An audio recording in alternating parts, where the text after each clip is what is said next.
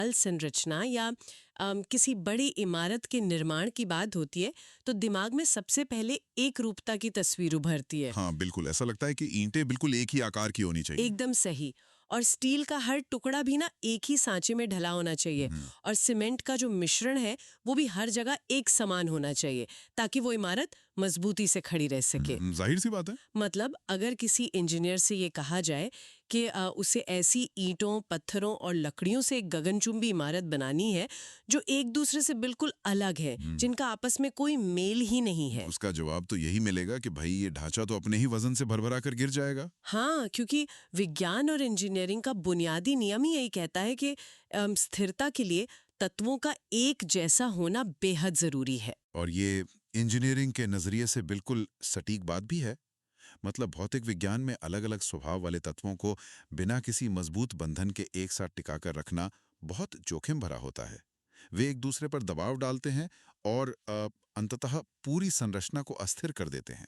लेकिन जब हम इस भौतिक विज्ञान की दुनिया से बाहर निकलकर इंसानी समाज को देखते हैं और खासकर हमारे भारतीय उपमहाद्वीप के परिदृश्य में कदम रखते हैं तो इंजीनियरिंग का ये स्थापित नियम पूरी तरह से फेल होता हुआ नजर आता है। हाँ बिल्कुल फेल हो जाता है। आज की इस गहन चर्चा में हमारे सामने जो नोट्स हैं मुख्य रूप से the tapestry of Indian diversity यानी भारतीय विविधता के ताने बाने पर आधारित यूपीएससी के कुछ बहुत ही विस्तृत दस्तावेज और ये इसी विरोधाभास को सुलझाने का प्रयास करते हैं। सही कहा।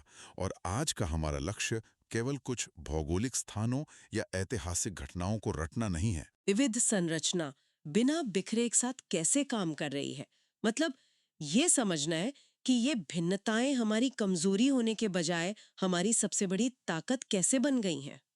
एकदम सही बात है। ठीक है, चलिए इसे थोड़ा विस्तार से समझते हैं।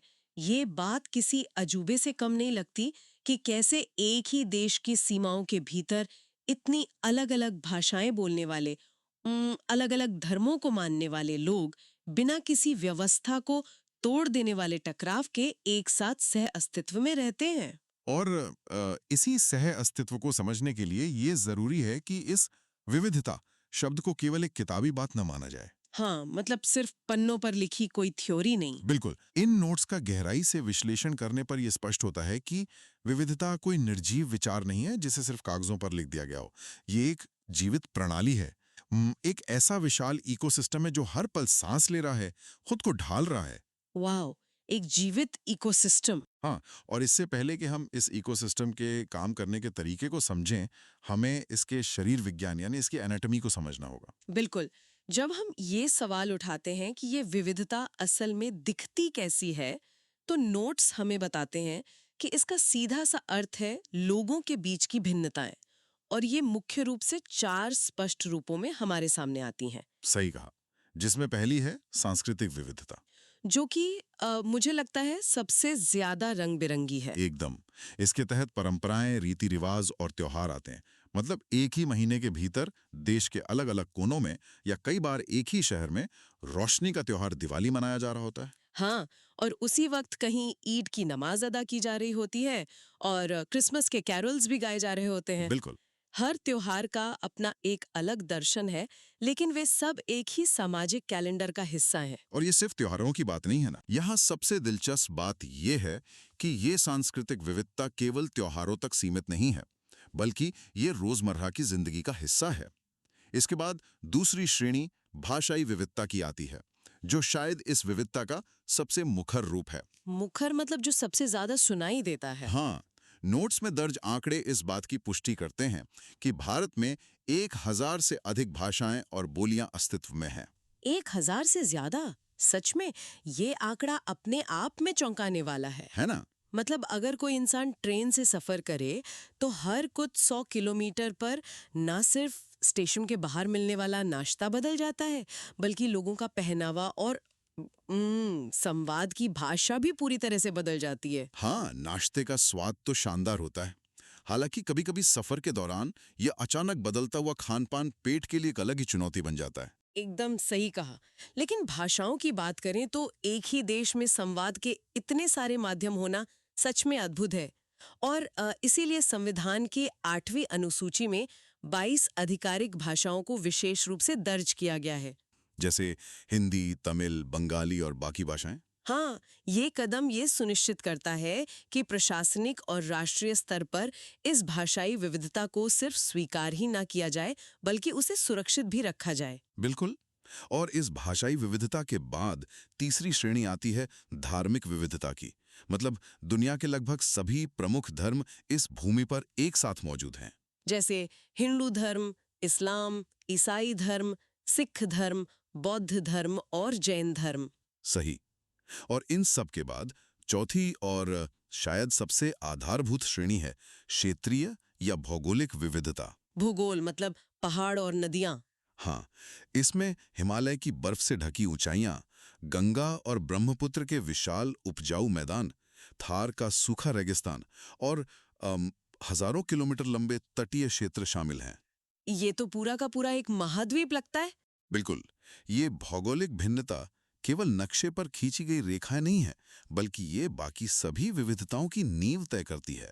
इस पूरी तस्वीर को सुनकर ना मेरे दिमाग में एक बहुत ही स्पष्ट छवि उभर रही है। वो क्या? इस पूरी व्यवस्था को एक विशाल भारतीय थाली की तरह देखा जा सकता है। अरे वाह, ये एनालॉजी बहुत बढ़िया है ना? उस थाली में दाल भी है, तीखी सब्जी भी है, मीठी खीर भी है, पापड़ भी है और चटनी भी। हर व्यंजन का अपना एक बिल्कुल अलग, स्पष्ट और स्वतंत्र स्वाद है। हाँ, दाल कभी खीर बनने की कोशिश नहीं करती। एकदम सही। और सब्जी का अपना तीखापन कायम रहता है। कोई किसी दूसरे के स्वाद को दबाने की कोशिश नहीं कर रहा है। लेकिन जब ये सब एक ही थाली में परोसे जाते हैं, तो वे सब मिलकर एक संपूर्ण, संतुलित और संतुष्ट करने वाला भोजन बनाते हैं। ये थाली वाला उदाहरण इस अवधारणा को बहुत अच्छी तरह से स्पष्ट करता है, क्योंकि उस थाली में से किसी भी एक व्यंजन को हटा देने से पूरा अनुभव अधूरा लगने लगता है। बिल्कुल। विविधता का असल अर्थ भी यही है। ये भिन्नताओं को मिटाकर सबको एक रंग में रंगने या एक जैसा बनाने की प्रक्रिया नहीं है। ये उन तमाम अलग अलग स्वादों और भिन्नताओं को एक साथ एक ही फ्रेम में सजाने की कला है। अब जब ये स्पष्ट हो गया है कि हमारी थाली में कौन-कौन से व्यंजन हैं, यानी हमारी विविधताएं क्या हैं, तो स्वाभाविक रूप से एक बहुत बुनियादी सवाल उठता है हाँ, वो क्या? कि ये भिन्नताएं पैदा ही क्यों होती हैं? मतलब क्या ये सिर्फ एक ऐतिहासिक संयोग है कि कोई व्यक्ति तमिल बोल रहा है और कोई कश्मीरी, या इसके पीछे कोई गहरी व्यवस्थित प्रक्रिया काम कर रही है जो इंसानी समाज को इस तरह से आकार देती है? ये बहुत ही तार्किक सवाल है और इन नोट्स में इसका बहुत अच्छा उत्तर दिया गया है। देखिए, विविधता कोई ऐसी चीज नहीं है जो रातों रात पैदा हो जाती है। तो फिर कैसे होती है? इसके 3 मुख्य कारण बताए गए हैं। पहला है ऐतिहासिक कारण। सदियों से हुए बड़े पैमाने पर पलायन, बाहर से हुए आक्रमण, लंबे व्यापारिक मार्ग और समय के साथ होने वाला निरंतर सांस्कृतिक आदान प्रदान। मतलब लोग जब आते जाते हैं तो चीजें बदलती हैं। बिल्कुल। जब लोग एक जगह से दूसरी जगह जाते हैं तो वो सिर्फ अपना भौतिक सामान या धन नहीं ले जाते।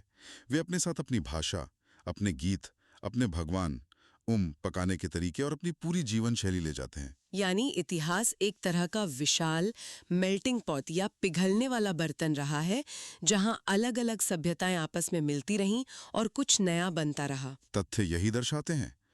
और इस ऐतिहासिक प्रक्रिया के साथ साथ दूसरा और सबसे शक्तिशाली कारण है भौगोलिक कारक। भूगोल कैसे? किसी भी स्थान की जलवायु, उसकी मिट्टी और उसका भूगोल वहां के लोगों की पूरी जीवन शैली को तय कर देते हैं।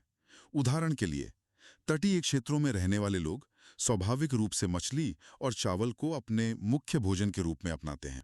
हाँ, क्योंकि समुद्र उनके ठीक सामने है और जलवायु चावल की खेती के अनुकूल है। एकदम सही। इसके विपरीत पहाड़ों पर रहने वाले लोग भीषण ठंड से बचने के लिए मोटे ऊनी कपड़े पहनते हैं और ऐसा भोजन करते हैं जो शरीर को गर्मी दे सके। समझ गई। और तीसरा कारण है सामाजिक संपर्क। जब दो अलग अलग समुदाय रोजमर्रा की जिंदगी में एक दूसरे के संपर्क में आते हैं, व्यापार के जरिए या पड़ोसियों के रूप में, तो वे अनजाने में ही एक दूसरे की प्रथाओं, शब्दों और आदतों को सीखते और अपनाते हैं। अच्छा, इस भौगोलिक कारक को और गहराई से समझने के लिए ना इन नोट्स में लद्दाख का एक बहुत ही बेहतरीन केस स्टडी दिया गया है। हाँ, लद्दाख का उदाहरण बहुत सटीक है। लद्दाख एक ठंडा रेगिस्तान है। वहाँ बारिश बहुत कम होती है, बर्फबारी ज्यादा होती है और तापमान जमा देने वाला होता है। बिल्कुल, हड्डियां कपा देने वाली ठंड। हाँ, तो वहाँ के कठोर भूगोल ने यह तय किया कि लोग पश्मीना या अन्य मोटे ऊनी कपड़े पहनेंगे। वहाँ खेती के विकल्प बहुत सीमित है, हर तरह की फसल वहाँ नहीं उगाई जा सकती। सही बात है। इसलिए वहाँ के लोग मुख्य रूप से मांस और जौ से बना संपा खाते हैं, क्योंकि जौ उस ऊंचाई और ठंड में भी टिक सकता है। लद्दाख का ये उदाहरण इस बात का स्पष्ट प्रमाण है कि भूगोल किस तरह से इंसान के अस्तित्व की शर्तों को निर्धारित करता है। मतलब अगर लद्दाख के इस जीवन को केरल के गर्म उमस भरे तटीय मैदानों के जीवन के साथ रखकर देखा जाए, तो दोनों के रहन सहन, वास्तुकला और भोजन में जमीन आसमान का फर्क दिखेगा। बिल्कुल दिखेगा। और वो भारी फर्क मुख्य रूप से उनके भूगोल की वजह से पैदा हुआ है। लेकिन यहाँ ना मैं एक अलग परिकल्पना सामने रखना चाहती हूँ। बताइए। अगर भूगोल और जलवायु ही सब कुछ तय कर रहे हैं कि हम क्या खाएंगे, क्या पहनेंगे, कैसे घर बनाएंगे, तो क्या इसका सीधा सा मतलब ये है कि हमारी संस्कृति पूरी तरह से हमारे भूगोल और मौसम के गुलाम है? ये एक कड़ा सवाल है। मतलब क्या इंसान सिर्फ अपने आसपास के माहौल, तापमान और बारिश की बूंदों का एक प्रोडक्ट मात्र है? अगर ऐसा है तो फिर मानवीय रचनात्मकता या स्वतंत्र सांस्कृतिक पहचान की जगह कहाँ बचती है? ये एक बहुत ही विचारणीय और महत्वपूर्ण सवाल है, लेकिन इसका जवाब ये है कि इंसान सिर्फ अपने माहौल का गुलाम नहीं है। अच्छा। हाँ, इसे इस तरह से समझा जा सकता है कि भूगोल केवल एक मंच तैयार करता है और नियम बताता है, लेकिन इतिहास और मानवीय भावनाएं उस मंच पर अपना नाटक खुद लिखती हैं। वाह, ये बहुत ही सुंदर तरीका है ऐसे कहने का। देखिए, लद्दाख के लोग ठंड से बचने के लिए ऊनी कपड़े पहनते हैं। ये भूगोल का प्रभाव है, ये उनकी मजबूरी है। लेकिन उन उन्हीं कपड़ों पर वे कौन सी खास कढ़ाई करते हैं, उनके लोकगीत किन मानवीय मूल्यों की बात करते हैं, वे किन रंगों को शुभ मानते हैं, यह सब उनकी अपनी मानवीय रचनात्मकता है। हाँ, और वे अपनी आध्यात्मिक शांति के लिए किन त्योहारों को मनाते हैं, ये सब भी तो उनका खुद का चुनाव है ना? बिल्कुल, ये उनके ऐतिहासिक अनुभवों और उनकी स्वतंत्र सांस्कृतिक यात्रा का परिणाम है। ये एक बहुत स्पष्ट अंतर है। मतलब भूगोल हमें एक खास माहौल में जिंदा रहने की तकनीक सिखाता है, लेकिन इतिहास और सामाजिक संपर्क हमें जीने का सलीका और उसे खूबसूरत बनाने की कला सिखाते हैं। और यही बात हमें इस पूरी चर्चा के सबसे जटिल और जरूरी हिस्से की तरफ ले जाती है। बिल्कुल। अब अगर हम इस पूरी तस्वीर को एक साथ रखकर देखें, लद्दाख के उस जमे हुए ठंडे रेगिस्तान से लेकर दक्षिण के गर्म और उमस भरे तटीय मैदानों तक, इतना भारी अंतर। हाँ, इतनी गहरी भौगोलिक भिन्नताएं, सदियों का अलग अलग इतिहास और पूरी तरह से भिन्न सांस्कृतिक पहचान, 1000 से ज्यादा भाषाएं जो कई बार एक दूसरे की समझ में भी नहीं आती। सही कह रही हैं आप। अगर सिर्फ भूगोल और इतिहास ही सब कुछ तय करते तो इतने भारी विरोधाभासों के साथ भारत को 100 अलग अलग टुकड़ों या देशों में बंट जाना चाहिए था। लॉजिक तो यही कहता है। और अगर सिर्फ कानूनी ढांचा ही काफी होता तो दुनिया के कई देश जिनके पास बेहतरीन नियम कानून थे, वो भी तो ताश के पत्तों की तरह बिखर गए ना। तो वो कौन सा गोंद है, वो कौन सी सामाजिक या व्यवस्थागत ताकत है जो इतने विरोधाभासों को बिना तोड़े एक साथ बांधकर रखती है? अगर हम इसे बड़े परिप्रेक्ष्य में देखें तो स्रोत सामग्री में इसी को अनेकता में एकता या यूनिटी इन डाइवर्सिटी की अवधारणा कहा गया है। आधुनिक भारतीय व्यवस्था में इस एकता को बांधे रखने वाला सबसे बड़ा और सबसे मजबूत आधार है भारत का संविधान। संविधान, लेकिन सिर्फ एक किताब? ये केवल अनुच्छेदों का एक संग्रह नहीं है। ये उन सभी लोगों को, चाहे वो किसी भी क्षेत्र, धर्म, जाति या भाषा के हों, पूर्ण समानता की गारंटी देता है। लेकिन यहाँ एक सवाल ये भी उठता है कि क्या सिर्फ एक किताब या एक कानूनी ढांचा लोगों को एक दूसरे के साथ शांति से रहने के लिए मजबूर कर सकता है? नहीं, सिर्फ कानून से काम नहीं चलता। वही तो, इतिहास गवाह है कि सिर्फ कागजी कानूनों से समाज एक साथ नहीं टिकते। इसके नीचे कोई मजबूत सामाजिक तंत्र या व्यवहारिक ढांचा होना चाहिए जो इस कानून को असल जिंदगी में काम करने लायक बनाता हो। और यही इस मुद्दे का मूल है। कानून केवल एक ढांचा देता है, लेकिन उस ढांचे को जीवंत बनाते हैं हमारे साझा मूल्य। साझा मूल्य जैसे क्या? जैसे एक दूसरे के प्रति सम्मान और सहिष्णुता। और सहिष्णुता का मतलब यहाँ सिर्फ किसी को मन मारकर बर्दाश्त करना नहीं है। तो फिर क्या है? इसका मतलब है ये गहराई से स्वीकार करना कि दूसरे व्यक्ति को भी उसी तरह अलग दिखने, अलग सोचने और अलग प्रार्थना करने का अधिकार है जितना कि हमें है। हाँ, मतलब बराबरी का एहसास। बिल्कुल। जब ये मूल्य समाज के रोजमर्रा के व्यवहार में गहरे उतर जाते हैं तो राष्ट्रीय एकता और शांतिपूर्ण सह अस्तित्व को बढ़ावा मिलता है। समाज ये समझने लगता है कि अलग होना गलत होना नहीं है। यहाँ बात सच में बहुत रोचक हो जाती है। अक्सर जब लोग अलग अलग विचारों या संस्कृतियों के टकराव की बात करते हैं तो उन्हें लगता है कि ये तो हमेशा विवाद और कमजोरी की जड़ ही बनेगा। हाँ, आमतौर पे लोग यही सोचते हैं। लेकिन इन नोट्स में इस बात पर जोर दिया गया है कि विविधता असल में हमारी ताकत है और लोकतंत्र की सबसे बड़ी ढाल है। ये सिर्फ कोई आदर्शवादी बात नहीं है, इसके पीछे एक बहुत ठोस तंत्र काम करता है। वो कैसे? देखिए, जब समाज में 100 अलग अलग तरह के समूह होंगे, अलग अलग भाषाओं, संस्कृतियों और मान्यताओं वाले, तो कोई भी एक समूह बाकी 99 पर पूरी तरह से हावी नहीं हो पाएगा। क्योंकि सत्ता बढ़ जाती है। एकदम, क्योंकि हर कोई किसी न किसी संदर्भ में बहुसंख्यक है तो किसी अन्य संदर्भ में अल्पसंख्यक। ये स्थिति समाज के हर वर्ग को एक दूसरे से बातचीत करने, मोलभाव करने और एक दूसरे की बात सुनने के लिए मजबूर करती है। बिल्कुल, कोई भी एक विचार पूरे देश को तानाशाही की तरह नहीं आंक सकता। यही तो, इस विश्लेषण से ये बात पूरी तरह साबित होती है कि अलग-अलग आवाजों को समायोजित करना केवल एक मजबूरी नहीं है, बल्कि किसी भी स्वस्थ लोकतंत्र को तानाशाही में बदलने से रोकने का सबसे कारगर मैकेनिज्म है। क्या बात है, ये बहुत ही गहरी बात है। इसके अलावा विविधता रचनात्मकता और नवाचार को भी जन्म देती है। जब अलग अलग सोच और अलग अलग बैकग्राउंड वाले लोग किसी एक समस्या को सुलझाने के लिए एक साथ आते हैं तो वो एक तरफा समाधान नहीं निकालते। हाँ, वे ऐसे समाधान निकालते हैं जो समाज के हर वर्ग के लिए टिकाऊ होते हैं। बिल्कुल। ये तो विविधता के उस उजले पक्ष की बात हो गई जो लोकतंत्र को मजबूत करता है। लेकिन चलिए थोड़ा यथार्थवादी भी बने। हम इस पूरी व्यवस्था की सिर्फ तारीफ नहीं कर सकते। जाहिर है कमियां भी हैं। हाँ, जब इतनी सारी अलग अलग भिन्नताएं, भाषाएं और जीवन शैलियां एक साथ एक ही जगह पर रोजमर्रा की जिंदगी में टकराती हैं तो सिस्टम में घर्षण होता है, दरारें भी आती हैं, कुछ गंभीर चुनौतियां भी तो पैदा होती ही होंगी ना। यथार्थवादी होना बहुत जरूरी है और ये नोट्स इस व्यवस्था के उस डार्क साइड या अंधेरे पक्ष को नजरअंदाज नहीं करते हैं। जब भिन्नताओं को सही ढंग से समझा या संभाला नहीं जाता तो सबसे बड़ी चुनौती जो उभर कर आती है वो है पूर्वाग्रह और भेदभाव। पूर्वाग्रह, जिसे अक्सर हम बिना सोचे समझे बना ली गई धारणाएं कहते हैं। इसका असल मैकेनिज्म क्या है? ये काम कैसे करता है? इसका मैकेनिज्म ये है कि जब लोग ये नहीं समझते कि कोई व्यक्ति अलग कपड़े क्यों पहनता है या अलग खाना क्यों खाता है, जैसे हमने लद्दाख के उदाहरण में देखा, तो वे अज्ञानता के कारण कुछ हवा हवाई कहानियां या स्टीरियोटाइप बना लेते हैं। मतलब जानकारी की कमी की वजह से। बिल्कुल, बिना तथ्यों को जाने किसी के बारे में नकारात्मक निर्णय लेना ही पूर्वाग्रह है। और जब ये पूर्वाग्रह केवल सोच तक सीमित न रहकर कार्यों में बदल जाता है तो वो भेदभाव का रूप ले लेता है। जैसे किसी व्यक्ति को सिर्फ उसके क्षेत्र या उसकी भाषा के आधार पर नौकरी देने से मना कर देना। हाँ, या मकान किराए पर ना देना। ये भेदभाव समाज में गहरी असमानता पैदा करता है जो अंततः उसी संवैधानिक गोंद को कमजोर कर देता है जो हमें जोड़े हुए है। तो इस सब का आखिर क्या मतलब है?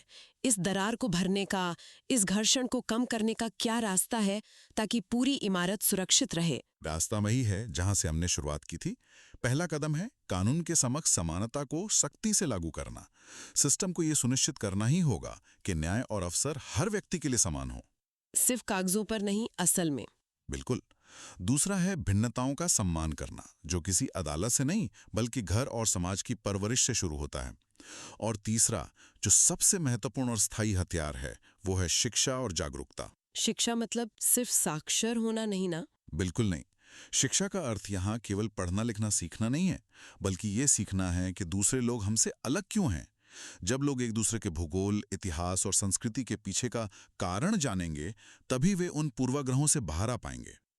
इसी संदर्भ में अगर हम यूपीएससी मेंस परीक्षा के लिए आंसर राइटिंग के उन सटीक पॉइंट्स को देखें जो स्रोत सामग्री के अंत में दिए गए हैं, तो वो सिर्फ परीक्षा पास करने के कुछ टिप्स नहीं लगते।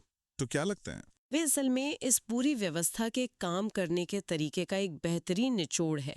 उदाहरण के तौर पर पहला वाक्य कहता है, भारत अनेकता में एकता का एक क्लासिक उदाहरण प्रस्तुत करता है जिसे सदियों के सांस्कृतिक संपर्क ने आकार दिया है। हाँ, ये वाक्य सीधे तौर पर हमारे उस इतिहास और भूगोल वाले संवाद को समेट लेता है। बिल्कुल। और दूसरा महत्वपूर्ण बिंदु ये है, विविधता कई आवाजों को समायोजित करके लोकतंत्र को मजबूत करती है। ये बात उस राजनीतिक मैकेनिज्म की तरफ इशारा करती जिस पर हमने अभी चर्चा की कि कैसे विविधता किसी एक समूह को हावी होने से रोकती है। एकदम सही।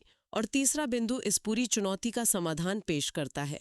विविधता के प्रबंधन के लिए समानता, स्वतंत्रता और बंधुत्व के संवैधानिक मूल्यों की आवश्यकता होती है। हाँ, बंधुत्व यानी फेटर्निटी या भाईचारे की भावना। ये एक महत्वपूर्ण सवाल खड़ा करता है कि क्या हम इन संवैधानिक मूल्यों को, समानता, स्वतंत्रता और खासकर बंधुत्व को सिर्फ संविधान की किताबों में या परीक्षा की कॉपियों में सहेज कर रखते हैं? ये सोचने वाली बात है। हाँ, या हम सचमुच उन्हें अपनी रोजमर्रा की जिंदगी के व्यवहार में अपनाते हैं, क्योंकि अज्ञात बंधु का मतलब है समाज के हर व्यक्ति को एक ही बड़े परिवार का हिस्सा मानना।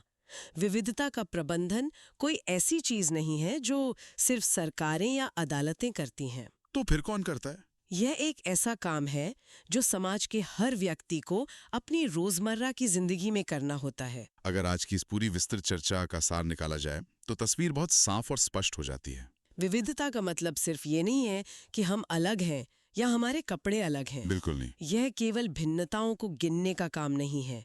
यह एक दूसरे के साथ उन तमाम असहमतियों और भिन्नताओं के बावजूद शांति से, सम्मान के साथ और एक व्यवस्था के तहत काम करने की कला है। बहुत सही कहा आपने। एक ऐसी कला जिसे हमारे भूगोल ने जन्म दिया, हमारे इतिहास ने गढ़ा और आज हमारे संविधान ने जिसे एक मजबूत कार्यशील ढांचे में सहेज कर रखा है। वो विशाल भारतीय थाली का उदाहरण यहाँ बिल्कुल सटीक बैठता है। हाँ, जहाँ हर स्वाद का अपना स्वतंत्र अस्तित्व और सम्मान है। लेकिन अंतिम लक्ष्य एक संपूर्ण और संतुलित भोजन का आनंद लेना है। और उस थाली की अहमियत तब और बढ़ जाती है जब यह समझ में आता है कि हमारी ये भिन्नताएं ही हैं जो हमें तानाशाही से बचाती हैं और हमें नए विचार देती हैं। सही कहा। भिन्नताएं समाज को कमजोर नहीं करती, बल्कि वे समाज को एक ऐसा बहुआयामी नजरिया देती हैं जो किसी एक रंग, एक भाषा या एक विचार वाले समाज में कभी पैदा ही नहीं हो सकता। इस पूरी बातचीत से एक बात तो पूरी तरह से प्रमाणित हो जाती है कि भारतीय विविधता कोई बाधा नहीं है, बल्कि ये एक पुल है जो अलग अलग दुनियाओं को जोड़ता है। एकदम। लेकिन इस गहन चर्चा को खत्म करने से पहले स्रोत सामग्री से थोड़ा आगे बढ़कर एक नया और अलग विचार सामने आता है। वो क्या? आज के इस विश्लेषण में इतिहास की बात हुई, भूगोल के गहरे प्रभाव को समझा गया कि कैसे पहाड़ों की ठंड या समुद्र तटों की नमी ने हमारे भोजन और रहन सहन को तय किया। हाँ, वो तो हमने देखा। लेकिन आज हम जिस युग में जी रहे हैं वो तेज इंटरनेट और डिजिटल कनेक्टिविटी का युग है। इस डिजिटल दुनिया ने पहाड़ों, नदियों और रेगिस्तानों की उन सारी भौगोलिक सीमाओं को लगभग मिटा दिया है। ये तो है, दुनिया बहुत छोटी हो गई है। आज हर कोई, चाहे वो लद्दाख के ठंडे रेगिस्तान में हो या केरल के तट पर, एक ही स्क्रीन देख रहा है, एक ही तरह का कंटेंट कंज्यूम कर रहा है और एक ही तरह का ग्लोबल कल्चर चारों तरफ तेजी से फैल रहा है। हाँ, सबका रहन सहन काफी हद तक एक जैसा होता जा रहा है। ऐसे में ये सोचने वाली बात है कि क्या आने वाले समय में हमारी ये अनूठी भौगोलिक और सांस्कृतिक विविधता, जिसे बनने में सदियों का समय लगा, इस इंटरनेट की आंधी में धीरे धीरे खत्म होकर एक जैसी हो जाएगी? ये तो सच में गहरा सवाल है। क्या वो विविध व्यंजनों वाली भारतीय थाली पिघलकर सिर्फ एक रंग और एक स्वाद का सूप बन जाएगी? या फिर इंसान की ये बुनियादी फितरत कि वो भीड़ से अलग दिखना चाहता है, अपनी एक स्वतंत्र पहचान बनाए रखना चाहता है, इस डिजिटल दुनिया में भी खुद को अलग और अनूठा बनाए रखने के कुछ नए अप्रत्याशित तरीके खोज लेगी? ये भविष्य ही बताएगा, लेकिन सोचने पे मजबूर जरूर करता है। बिल्कुल, ये एक ऐसा विचारणीय प्रश्न है जो उस शुरुआती इमारत और अलग अलग ईंटों वाले इंजीनियरिंग के नींव को एक बार फिर से नए नजरिए से देखने पर मजबूर करता है। इसी वैचारिक प्रश्न के साथ हम आज के इस विस्तृत विश्लेषण को यहीं विराम देते हैं। इस विचार पर गहराई से सोचिएगा। अगले विश्लेषण में एक नए विषय के साथ फिर चर्चा होगी।